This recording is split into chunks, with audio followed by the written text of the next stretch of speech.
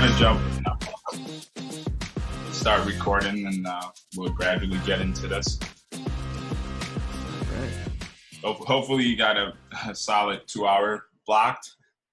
I got 7 hours blocked for this, so anything less than that, I'm gonna be a little bit disappointed. A little bit. So, I have nothing going on in my life right now. We go with that's kind of hard to believe a little bit. I paint a very fantastical picture of what my life is actually like. So I'm glad that it looks like I'm busy. Good to know. I thought that was the goal, to look busy. Yeah, it definitely is. How about you? How are you doing, man? I'm doing good. Actually. Busy with podcasting, obviously. That's great. I didn't think it was gonna be this crazy. Just with you just when you think about podcasting, you just think about the talking part of it, and then there's a whole probably like 90% of the work is done behind stage. Yeah, you got to do all the visuals now too. Like it's not just an audio thing anymore. No. But the way we do this, we do both video and audio. Video if the guest looks good. Fuck. Not do my makeup today or put on my wig. Nah. But yeah, we try to meet people however way they're watching it. YouTube, Spotify, Apple, wherever. We post clips on the gram. But mostly for me personally, I do audio because I'm always working and doing things. But main thing on my plate has been the podcast, figuring out the structure, the behind the scenes structure of it. Because I feel like the talking part is the easy part. But hopefully, today I only have questions. So gotcha. We all set? Yeah, I think so. Any ghosts? Humans back here?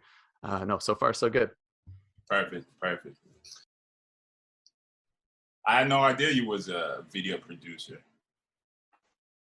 Oh, well, it's sorta, kinda, sorta, a little bit. The videos aren't great by certain standards, but they're certainly fun to make.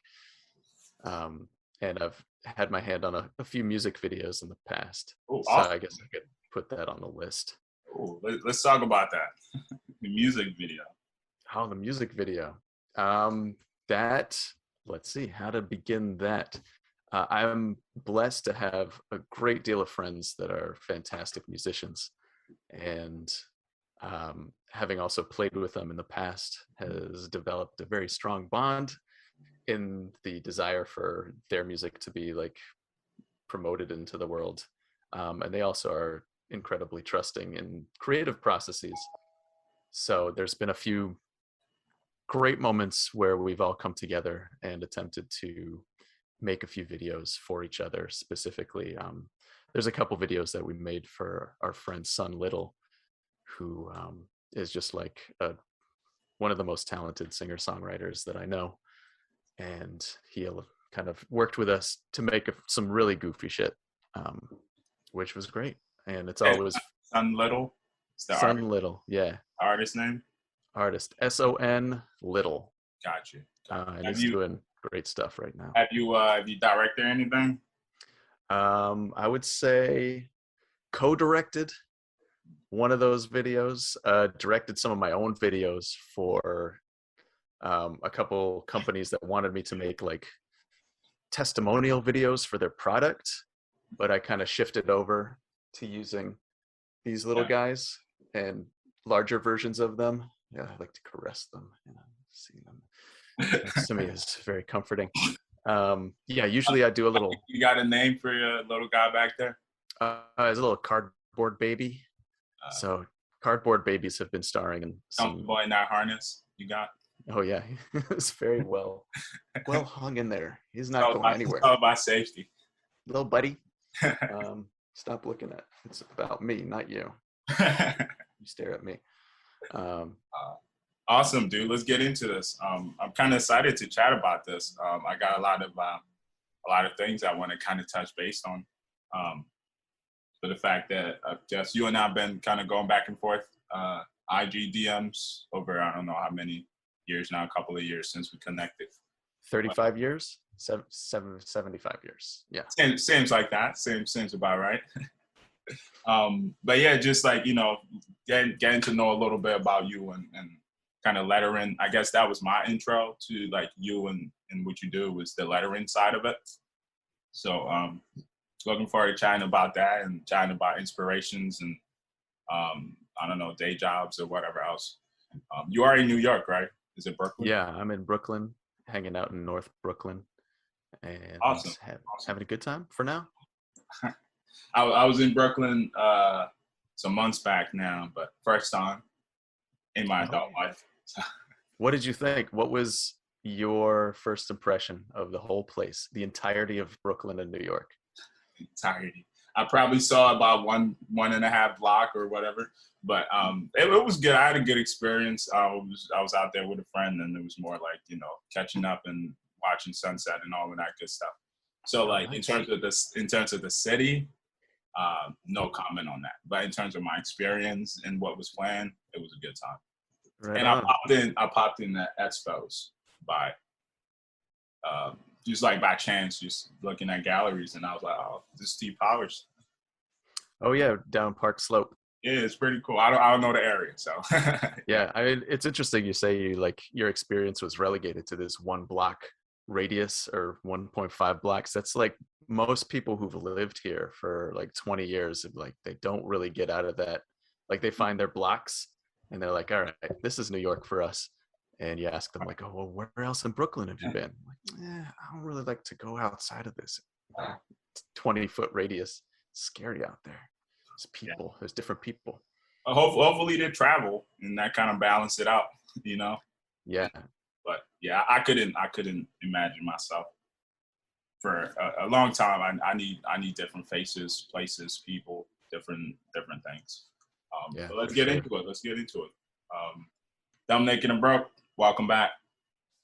Today, I have a special one. I'm chatting with IG homie, also designer homie from across the bridge, Brooklyn, New York. He's an artist, designer, video producer, and part-time comedian, in my opinion. Nim Ben-Reuven, welcome to the show. Hey, thank you so much for having me, man. This is a big honor to be, I don't know, brought into a place where somebody is curious about my life, and not too many people call me up. There's a lot to be curious about. I'm particularly interested in kind of the inner workings of like art, comedy, or just like the hands-on stuff that you do. How that all kind of came together. Right. Well, my lawyers have actually told me not to talk about my art, my comedy, or my design practice. So anything else is fine, except for personal questions, also off the books. No, I'm open book here. Whatever I can talk about, I will do my best to sound interesting for the audience. So, do you pour your cereal before or after you add milk? Oh, funny story. I started eating cereal with juice because my family didn't have milk growing up. It wasn't like a staple product in my house. And to the absolute disgust of my friends, it would often be cereal first, then orange juice on top of it. It was pretty nasty. What kind of cereal? Well, we had only cornflakes growing up. That was like the basic. Yeah. That was all there was. Cornflakes, no sugar. So like the orange juice helped with the sugar rush from a child that wasn't allowed to have sugar that much. So this was like a glorious moment of waking up for me. Is just like, oh, these cereal flakes are pretty dry and uninteresting on their own. Let's put some juice on it. So I was in that camp, but never got into milk. So it's always, whatever it is that I pour on the cereal flakes, now it's after the bowl is there. And not too much. I don't really want to have that bowl of like gray water or gray soupiness that I drink up afterwards. That was a psyche check. Good to know where we are at. Oh man, I'm trying to figure out what kind of psychological That's level that puts interesting. me on. I've never heard the cereal and orange juice before. Oh, also cereal and Kool-Aid. That was another one growing up. That What flavor? Ecto Cooler, which I don't think exists anymore, but it was like Yeah. a Ghostbusters themed green Kool-Aid. And Wow. I had that with Apple Jacks at my friend's house a lot, and they didn't like that at all. But what are you gonna do? I can just imagine the color. It was disgusting. I don't know what was going on in my brain. I was a sugar fiend. This is the first point of the podcast to Right. parents out there. Don't deny your children sugar. Give them moderation. But if you deny it, they are going to want it for the rest of their lives in too much abundance. That is true. That is true. People tend to gravitate towards things that they're told they cannot have. Hey, So I don't know if it's the same with you growing up. If there was something that you uh, did not have that you crave constantly. cornflakes, for sure. Grew up on that. And that's the one with what's his name, Tony the Tiger. Oh yeah, the Frosted Flakes. Frosted Flakes. There we go. That was my go-to. And then Tony kind of let me down when I got older. So, Damn it, Tony. but yeah, that was my go-to. Probably Cheerios and stuff like that. But good to know. Hopefully, those sugar rush and things kind of help with the creative process now. Oh yeah. Do you still kind of go to sugar now to for that energy art burst, or do you Yes. tend to do something else? I need it. And right now I'm in a serious sugar withdrawal. So if you see me start to sweat and shake, you know what to do. Just I don't know, Uber Eats me some sugar. Uber Eats. Send that over. But yeah, that is definitely the vice of choice. But trying to cut down, as you get a little bit older, I'm like Yeah. 22 right now. Right. You wouldn't tell by this. It's the Zoom camera. Yeah, Sure. but 22 years old, you got to start thinking about your body and your health. So a little less sugar.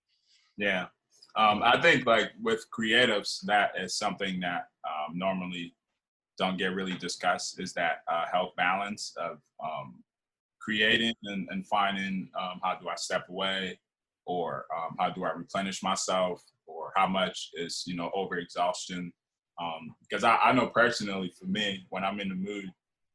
It's usually sitting down and working, and even like I'll have times where I probably feel sleepy, but honestly when I'm sleepy, those are the best times, because the brain is in flow state and you really can slice through a lot of distractions.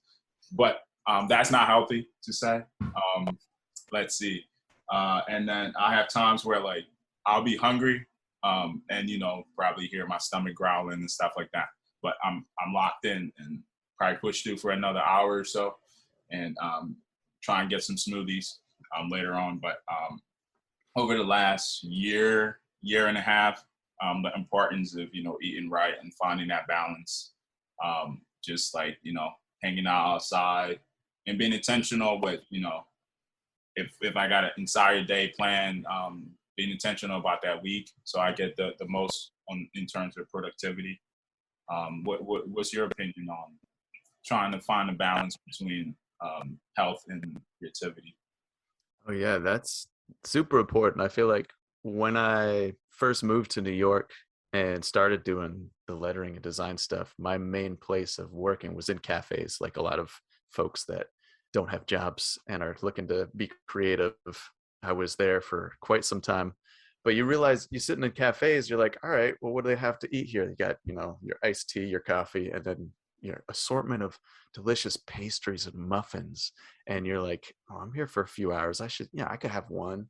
Yeah. And you eat one, and then you're like, well, I feel bad for the baristas who have to deal with like this person taking up a table. Maybe I'll get another brownie. It's cool. And then you realize that like for the last 8 months, you've sat in a cafe every day and had like the equivalent of like half of a birthday cake every single day as you're working. And when you're, younger, when I was like 13 doing that, because I'm 22 right Oh, now. I thought you was when you was 21, 20. Much. right. When I was much younger, that was okay because you could kind of, if you're riding your bike around the city, you're okay kind of metabolizing that stuff. But that, it sits with you for much longer now. So I definitely try to, you know, do a lot of walks in between working. So I'll be able to work for like a half an hour to an hour tops without moving. And then I got to start moving. I got to like go to the park, got to go ride my bike or walk around. And that helps to like calm my mind. It also is a great way, like as you're doing that exercise to, you know, clean your system in some ways, it also helps me to like get my head out of whatever computer or like mental state that I was in, kind of focusing on whatever project, and it like brings so many new ideas to what I'm doing. Like I go outside, I'll see like person that looks kind of goofy, and I'm like, wow, that's a very inspiring looking human. I could find a way to like make a cardboard version of that person and hang it up Was on my that wall. one behind you inspired by anyone in particular? That is definitely inspired by myself. I see Started out some as resemblance. started out as like a um, just making fun of myself. I was like, I'm gonna make some cardboard version of me and just like put it together into like box form. But very quickly I realized that even without measuring, it was the exact proportions of my body, Wow. like to a T. Like I would stand it up next to me, a much larger version Yeah. of Right. this here. But I would stand right next to it and I was like, oh my God, his shoulders are the same width. And like the hunch is the same hunch. The head is the same like bulbous, greasy face that I look at in the mirror. Both got the Dwight Howard shoulders. Yeah, exactly. Um, so that also like, that motivates me to get outside more often and get some sun and Yeah. not be so hunchy and dry.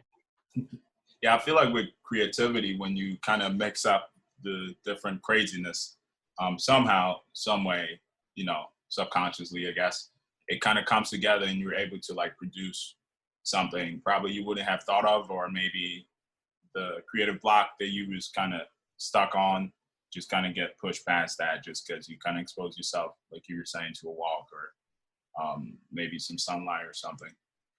Yeah, absolutely. And I felt like similar in like a much larger macro version of this, like for folks working in design studios and in-house design areas, there's like a lot of, I don't know, there's a lot of bubble making in those situations where people just like design in their echo loops and feedback loop zones Yeah. inside their corporations and companies and studios, where they might think that they're doing amazing work because everybody there is like, oh my God, this is rad, this is so amazing, oh, we're so good. But they never kind of like break out of that bubble and like look at the outside world for a moment to like maybe understand a different approach or how people might be affected by what they're doing. I mean, this is like going a little bit far afield. I mean, so do you have any advice for those people? Anything you recommend they do to switch it up? Definitely just open the eyes more to what's going on around us. Do more like interact with people more when like, even if it's like a small design project, just see what people react to. Not like necessarily asking your grandmother whether your logo looks good. That's fine. I mean, you should bring your grandmother into every project that you do, but more so just like getting a feel of how people are in general, how the world is in general, like what is making the world go round. And I'm not talking about like trends I and thought you were like talking about stylistics. uh, not so much like what's popular, but more so just like what the cultural understanding is of things. Yeah, yeah. I feel Yeah, like apart from reading, like engaging with people is kind of like the next best thing to traveling, because you're able to like absorb information and be a sponge with from people who have different experiences and cultural backgrounds and things. And like you're saying, be exposed to things you normally wouldn't have the opportunity to either learn or be exposed to. Um, yeah, yeah. but Books. speaking of books, go right ahead. Any design books or any thing you've been reading currently or would recommend to listeners? I'm sure I got listeners. I rarely read or look at design books, I gotta say. I very much am fascinated with sociological books. And that's like where I got my start in the world, was studying sociology in my undergrad before I did any art or design. That was like what I thought I was gonna really dig deep into as like a young, bright-eyed, bushy-tailed, beautiful, full head of hair. Just flowing down. I'd be running in slow motion and the hair would just be like, just imagine that to your listeners and viewers. Effects as well. But while that was happening, I was thinking about sociology and trying to like find my place in the world, where there were like a lot of things going on that I didn't quite understand, like why people behaved certain ways. Coming from like a very grew up in a small college town that was like in its own little bubble, and then going to college in kind of a bigger New Jersey city where things weren't quite as I grew up, like a whole bunch of different neighborhoods that things were going like super unwell for, like a city that didn't care for a lot of its residents, and just interacting with people that in like immersing in that community were just like, there's something wrong here. Like there's something wrong with the way that the system is treating these people, and the way that we as like college students are engaging in the world around us. And I was inspired very much by folks that were much more attuned to that stuff than I was, like even I could ever begin to be. And so, long story short, sociology classes were the ones that were the most fascinating to me, and they continue to be fascinating books. Currently reading a book called The Age of Surveillance Capitalism by Shoshana Zuboff, which capitalism is a pretty fascinating take on the whole Google/Facebook world of data collection and what that has meant for us in the last 10 years and what that will mean for us in the coming years. A lot of it is kind of depressing and scary, but a lot of it is also stuff we tend to gloss over a lot, as many of us designers work in the big tech industry and kind of are tempted, like I know I've been in that place where somebody from big tech is interested in your work and they're like, can you do this thing to help promote what we do for a big sum of money, and everything's going to be great. And then you're like, yeah, that's amazing. Everybody knows this company. This is going to be great. I'm going to make some money. And then you start to look into the company itself and you're like, wait a minute, this company's doing some really bad stuff to the world. Do I really want to promote this? A lot of like weights and balances. But again, sociological thinking helps sometimes with my decision making. Whether I make the right decision or not, I don't know. But we'll see. Just the right decision for me at the time, I guess. Right. Sociology helps. I feel like for me personally, if I had to like go back and do the whole college experience again, probably would go in sociology, because like you were saying, like it kind of helps give understanding to not just people, but how things work. Because things work because of people. So just understanding people and why they are a certain way they are kind of helps. But for me, I also kind of do a little bit of that in design as well. I feel like a lot of designers kind of do that anyway in the research or maybe client discovery process of understanding either the client or the industry and all of that. But sociology for me, I feel like it helped, not necessarily to the extent that you learned or what you know in sociology, but for me, it kind of helped just like I feel like a lot of artists are introverts. So like using that was kind of like a gateway to help, talk about my art, speak with people, ask real questions and connect, just because there's some sort of overlap. I've kind of, understood through the research to be like, oh, this is the way to talk and things like that. Do you feel like, got a little bug in the studio, do you feel like artists, whether graphic designer or painter or just, I guess, in general, art and design students, should be thinking about pairing that major if they decide to do the college route with something more, say, human based, I guess, that, like a real life thing, or Yeah, maybe design and business or design and marketing, or, something that you can actually use.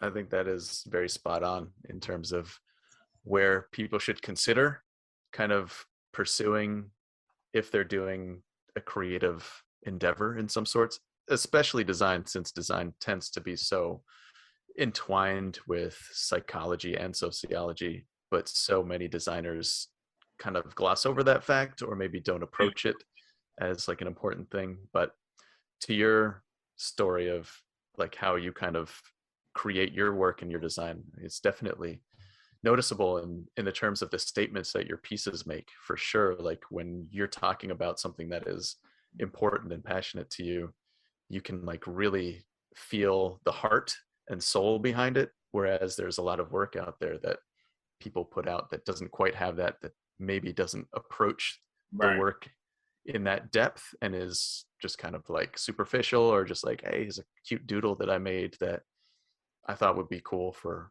Instagram or whatever, which is fine, but there's no real weight behind it that strikes interest beyond what the aesthetic is, compared to, say, something that you've created with the words that you've chosen to create, Right. specifically talking about you right now. I'm putting you on the spot. But that to me is like, you look at the thing and you get one element of the aesthetic beauty of it, and then you look deeper into what you're saying. So it's like on the way home from seeing your work, you can be like, what was this person saying? Like, what did the words mean to me that I read up there? Or what does the visual display of how you have done your work, resonate with me beyond just looking at something on a screen or on paper? Right. And that, I think, for students getting into the industry, is important to have in their side pocket, like alongside, rather than like a back pocket, to like be a secondary or like a thing that they like tap into once every blue moon to see if things are going all right. But Right. to have that shape what you're doing, I think it makes the work much more fascinating, and then also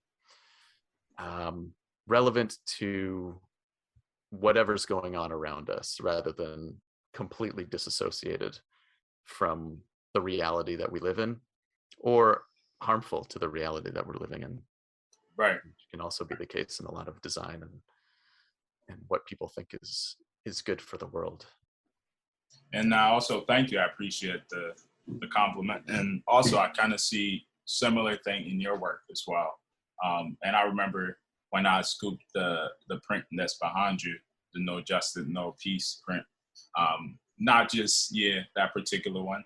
Not just, I remember I was not just like the message that was on there, because that one is, is obvious. But at the same time, I was attracted to the quality of the print. And just in terms of looking at it as a message and then looking at it as an art, I feel like it carried equal weight. And I feel like a lot of other artists, designers don't necessarily put a lot of thought into execution and concepts. So like you have a good execution, but then, a good concept, but then the execution is poor, or some artists are really good at executing the drawing. It looks really good or whatever, but then concept wise, it's kind of lacking and needs a little bit of work. But I kind of see that in the sense, but and then on the other side of that, in terms of social issues, speaking to the civil, I guess you could call it civil unrest of 2020, and even the more mental stuff that I guess with mental health that you got posted up as well, that you're not alone. So, and just like staying in touch with what's happening. I feel like as artists, you got to take that break from society, because it keeps going. And as an artist, you get caught up in the loop of wanting to speak or give your 2 cents to all these, social issues and Oh yeah. or mental issues or whatever issues. There's a lot of issues. I feel like as artists, do you when you approach these things, do you think about your personal taste and maybe morals of things, and then you're like, okay, I could tackle these specific social issues that as a person I could give more feedback to, or maybe shine a little light on this to someone else who see the issue a little bit better? Yeah, I think how I approach a lot of my work tends to be meditative in process.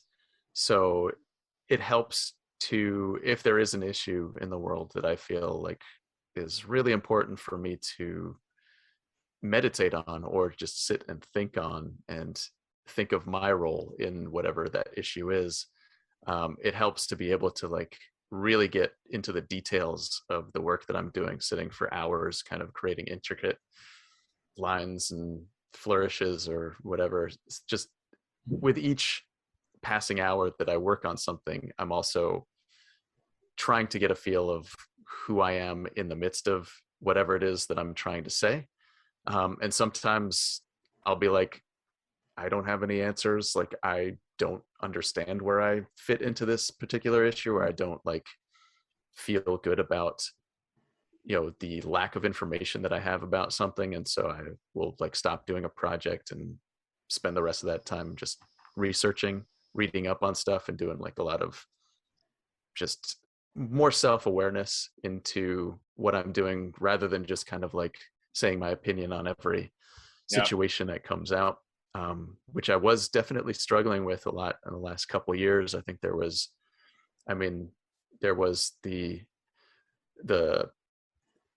the civil justice movements over the summer in 2020, which was a huge just like shift in how I felt the dynamic was in terms of how people behaved towards each other in New York and Brooklyn, how people saw what they were doing, especially a lot of white folks, whether we did enough to kind of like bring ourselves beyond just noticing and being like, all right, well, I gave money to this, I'm good for like the next 6 months or 6 years, or just like made a little like black square in their Instagram feed. I mean, that's like a lot. There's a lot of reckoning that needs to happen with that, and there's a lot that we need to do to kind of continue that as like a constant everyday process. And I'm definitely like although I'm feeling like I'm making work that addresses stuff, I have so far to still go in terms of like what I understand, what I can insert myself into, and then also what is like for me to just shut the fuck up about and not do anything besides listen and hear what the world is saying for once. And I think that also for me kind of carried over into what was happening in Israel and Palestine last spring, where for me being an Israeli citizen and having family that's from there, I think a lot of people were kind of waiting for like me to post an opinion about what was happening there, because there was a lot, and it's like a buildup of a constant thing that has not been addressed properly by the world at large, especially a lot of us Israelis too. It's kind of like we're just waiting for things to kind of calm down again, and like, okay, we could put this off for another few years. But that was something that I felt like I struggled with. Like, do I want to put something out there in the world? And I felt like I did not have really an agency to do that at the moment, because it was something that I've been thinking about for like 20 years, and still don't have like the right answers for, in terms of like anything that I think would contribute to a conversation beyond what people are already saying, and what people are saying a lot better than me, activists within Palestine, Israeli supporters of Palestinian civil rights. I felt like they were doing a much more cohesive and understandable job. And I felt like just kind of like sometimes putting something out there for the sake of putting it out there to seem relevant, it can do a lot more harm than good. Yep. Was that the question even? Yeah. I feel like you were saying, a lot to kind of summarize, a lot of people talking just to speak, or no real relevance. And also when it comes to social issues, that's when I feel like a lot of people are kind of focused on one particular topic, and it helps to approach it with research and humility, and also, if you can, with a perspective from both sides, just to provide a lot of understanding. But something I noticed, especially last year, was a lot of artists and designers putting out content without really doing much of a research, and also probably seeing some content on Instagram and then just recreating that exact same content but in their own style. So I'm like, beyond that, you can't really do much. When I was in high school, I was briefly on a debate team in my class. And I remember the one thing about debate is very similar to like being in court, where the lawyers kind of have maybe up to 80-90% of the information on both sides. So I think that is a pretty realistic approach when people think about social issues, to really approach it with, even though when you're debating, the goal is to, get your point across and come out as the victor of that debate. But that realization and the need to say, okay, where is the opposition at? What are they doing? Where are they coming from? That directives and points and all of that, just so you could rebuttal or maybe overpower. But at least you're going into it with a state of mind of a direction, a state of mind of what you're lacking, and a state of mind of what your strengths and weaknesses are. But in terms of the social issue, I feel like if that is applied, a lot of people could then not only, because most importantly, people who are going through it, that perspective is a lot different than us who are on the sideline and creating posters or whatever else to raise awareness. When you're in a situation, most likely you're thinking survival, not anything else. So with that, brain mechanism and working, it's hard to say, okay, let me try and have myself care about what someone who's trying to kill me or something is really actually thinking me, or stuff like that. But I feel like stuff that we do with art and things like that helps progress the conversation, maybe help prevent a future situation. But it's more of, I think I look at history and I think of just like the stuff that we are studying now as a society. And because there's been, hundreds and hundreds of generations and people who have come and went. But the informations and the things that tend to stick around were the ones that were really approached with, thinking about humanity and thinking about longevity, backed by research, at the time. But if you think about it, those ideas and things have, stood the test of time. And so that is the same way I look at, the work that I do, whether it's, something small, something crazy connected to society. I try to make it, speak to, because change doesn't happen in a moment, regardless of how you see it. So I try to make it speak to the generation that's going to come, that will actually understand the content and have the tools to build upon the content. And even like thinking of stuff like maybe like war or legalizing marijuana or prison and all of that stuff. Those ideas, you could go back to maybe 30s, 20s. But most importantly, I feel like the 50s into 60s was a lot of turning points. There's a lot of topics that, quote unquote, we're solving now was discussed in the 60s and was heavily being pushed.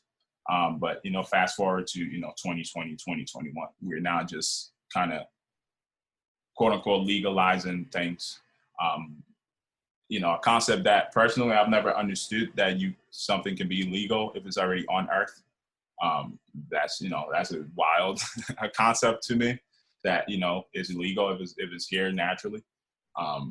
But anyway, that's a whole different thing.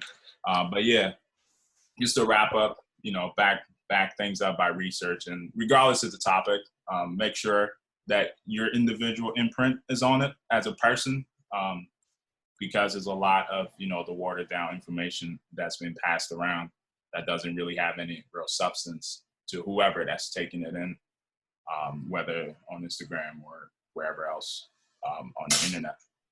Yeah.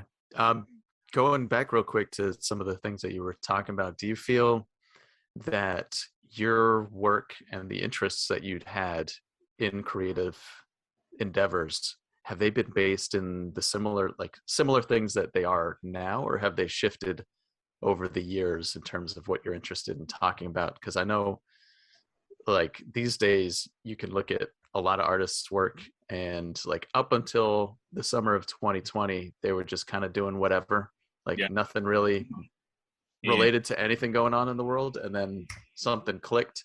Right. Especially folks like me, even though I like to think that I've been thinking about certain things for longer than some other folks, but again, we're like comparing.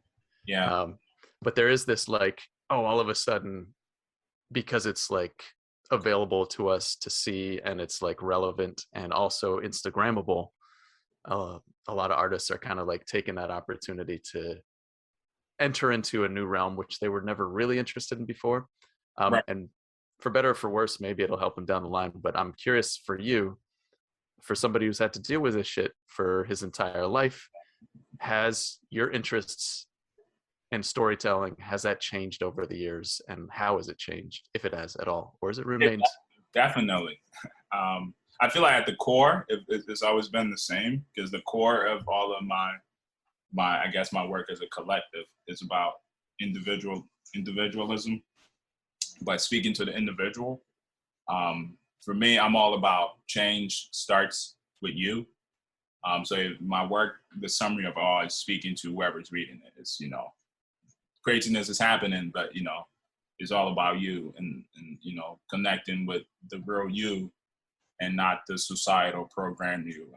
And once, I feel like once you realize that, you'll realize, oh, my perspective on the world has been kind of curved, or has been sideways, only because you haven't taken the chance to really know who you are as a person. And I feel like a lot of people, and to your question too, even style-wise and ideas and concepts, a lot of them got refined as I got to really know myself, and still working on that. But a lot of my ideas and concept and where I was coming from, even the aggression tune within it, changed as well, because it was more, again, understanding more of both sides of the field. And with the racial stuff, it's easy to speak about. For me personally, I guess I'm not talking about experiencing racial things personally. For me as an individual, I take it as disrespect. It's either you respect me or you disrespect me. So it's not about race or anything. You can put any label on it you want, politics or not, education or not. It's about respect. If I approach anyone, I approach them as a human being. I approach them with love and respect. If the energy is different, then as a person, I'm liable to match that. That's the only way. But in terms of me and how I move, is in a much different light until the situation proves to be otherwise. But with racial stuff, a little bit about me and some personal thing about me. I was born in Africa. I grew up Ghana, grew up in Liberia. I came to the U.S. in 2009. That was like the middle school days. So with that, there wasn't much. I would say it was just like cultural shock or whatever. But for me, it was more of the difference between what I had grown to know in movies and what I was experiencing in real life. And so for me, when I came to the U.S., I attended my first public school. So that was an experience, even though it's not much difference, but like just in terms of, I would say the level of ignorance is different, where like people could be educated and be ignorant on purpose, and then people could be ignorant and defend that ignorance just because they are ignorant. That's for me, that's like the hardest one, because you have to have that person realize you're doing this out of pure ignorance, when you have another group that have the knowledge but still do it out of ignorance. I feel like those people is easier to get to. But that realization hit me when I was in public school. And art for me, I never really paid attention to art. It was just something I was, kind of good at, would do. But when I was in middle school, the art teacher was like, dude, you're good. This was like my easiest class. I'll show up. Probably wouldn't even pay attention to the teacher in terms of instructions and stuff. Would just look at the picture and, be good to solve that creative problem. So for me, that was an easy class. And teachers and parents and friends over the years, kind of push you towards where you need to be. My mom particularly. But once I got into art, it was more of how do I, where at first it was deciding what I wanted to do. So it was like graphic design because of typography. Graphic design was kind of the best way to get into the design industry for me. But then I connected to just being able to do what you could do with, logos, flyers, business cards, and all of that.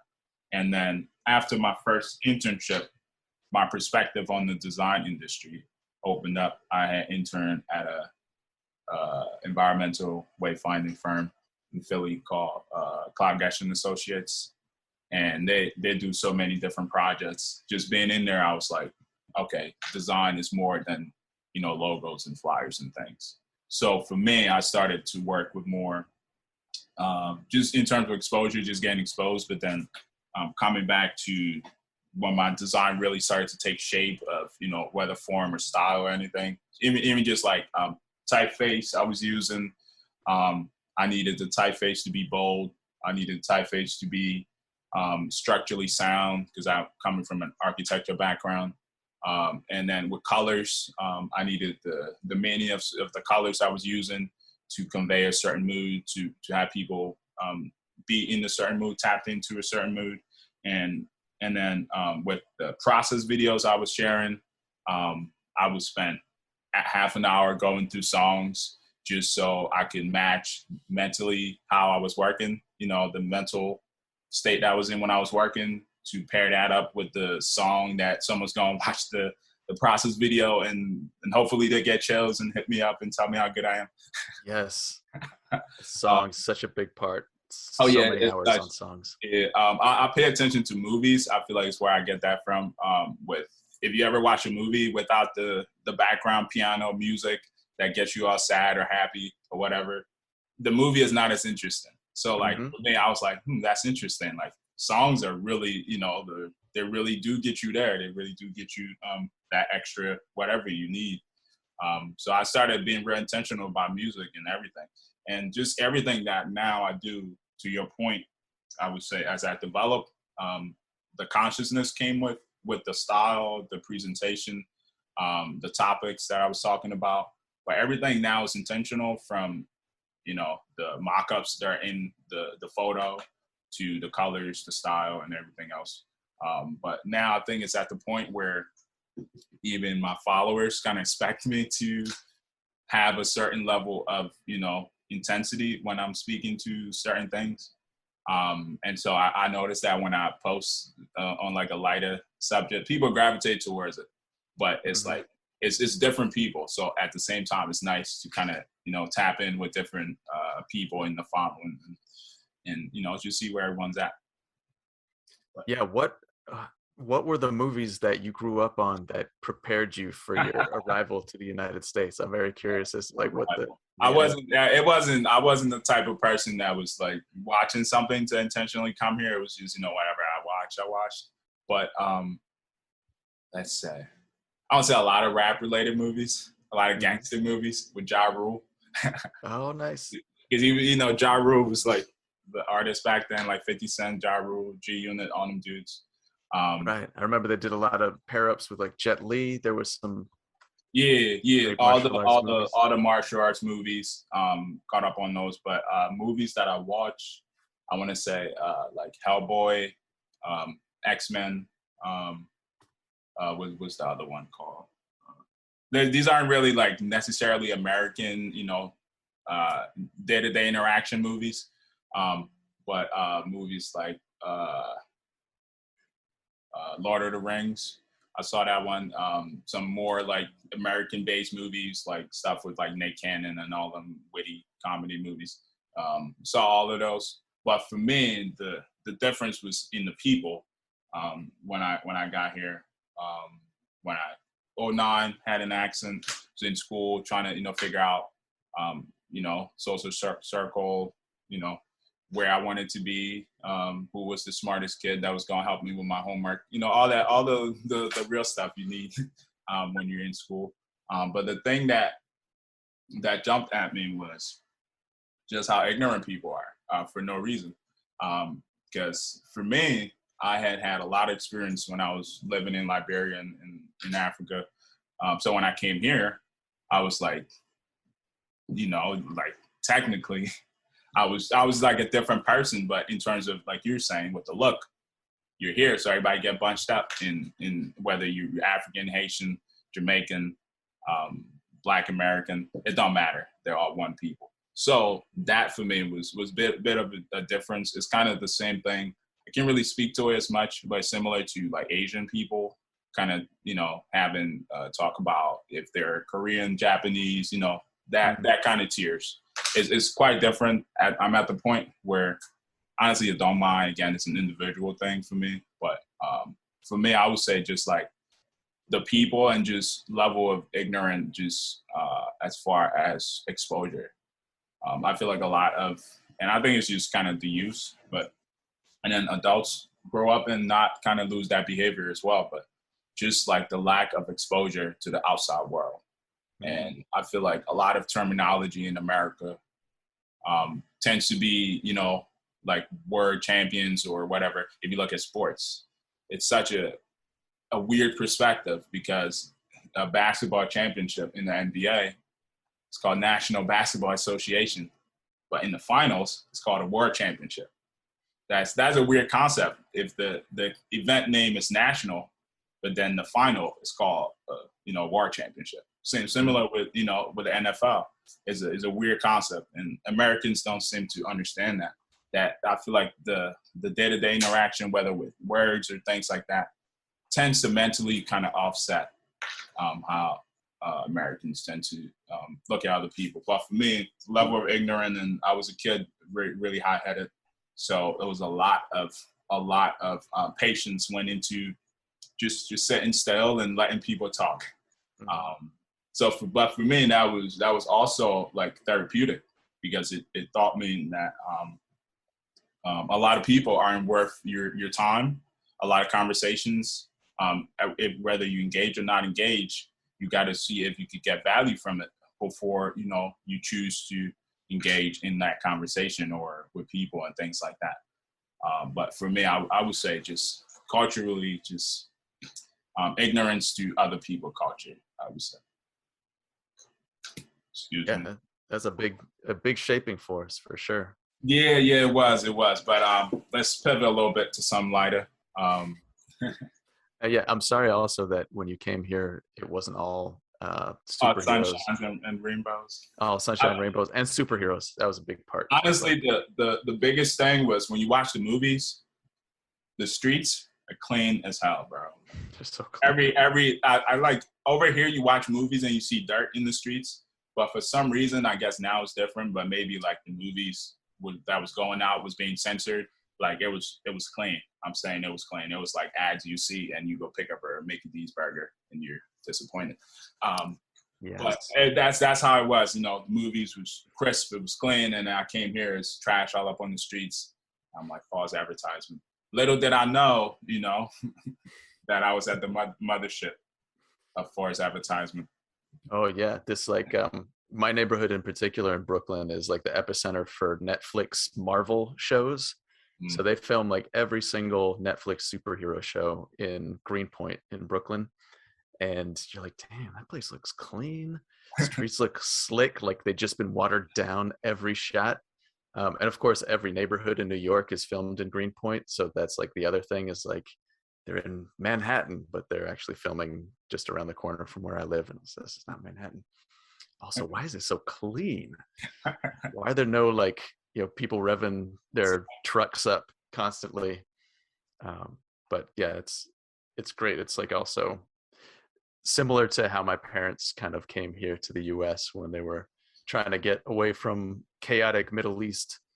And they, through whatever like songs that they heard, like things that they heard in cultural zeitgeist, they thought the US was like the epicenter for like socialist hippie culture. And they're like, this is amazing. We got to get to this, like, Right. this place of like, everybody who wants, something in the world that they've been denied constantly is going to get it, because they like band together and they have these like coalitions of human rights activists. And then they got here and they're like, what the fuck? It's like 1971, 1972 came around where like there was the backlash against the cultural revolutions and like the rights revolutions, where it was like, we got to have a law and order country. And then it kind of like stayed that way until now. Yeah, I feel like whenever there's a civil unrest in the country, it's kind of I look at it as the onboarding process, that basically the government's like new people are coming in. Like freshman year, we got let them get rid of that middle school ways and get them reformed to be a tool. Yeah. But yeah. Anyway, what's the worst job you ever had? The worst job. The worst job was, in hindsight, it wasn't awful, but while I was doing it, it was terrible. It was removing grubs and larvae from wool, like Wool.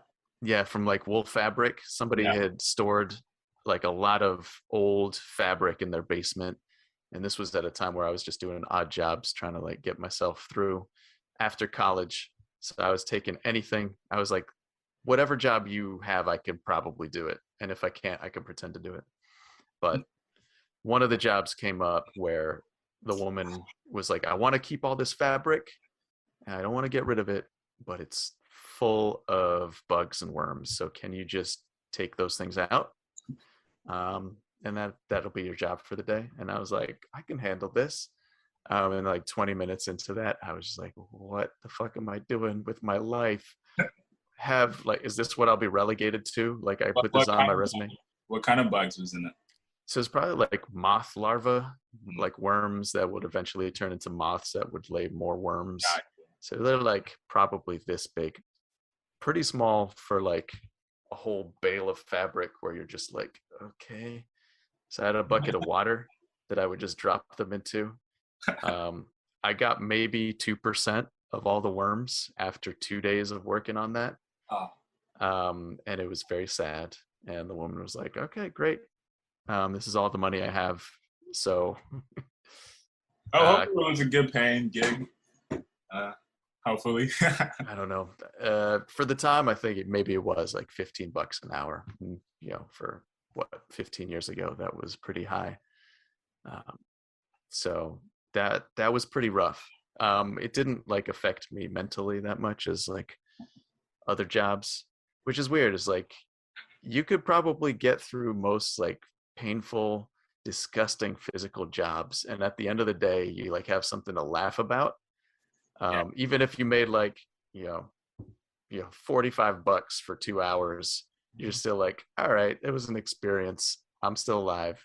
Yeah. But if you spend like, I don't know, a year working for a design firm doing work that you absolutely despise, but getting paid like $150,000 a year for, you're going to deal with that shit for like 20 years down the line, in terms of like how much it has kind of taken away from your life force.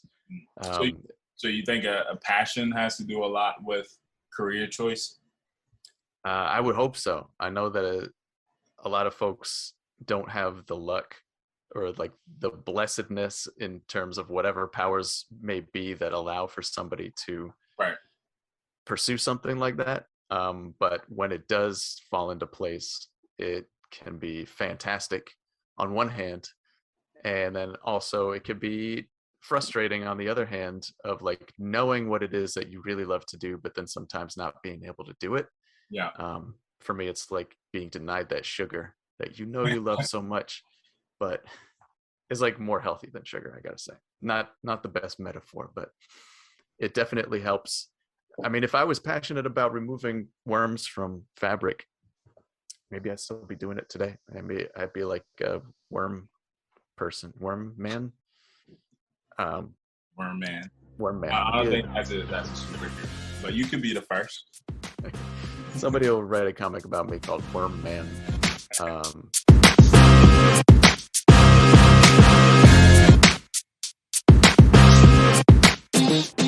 Hey there, this is the end of part 1 of my episode with Nim Ben-Reuven. Make sure to stick around for part 2.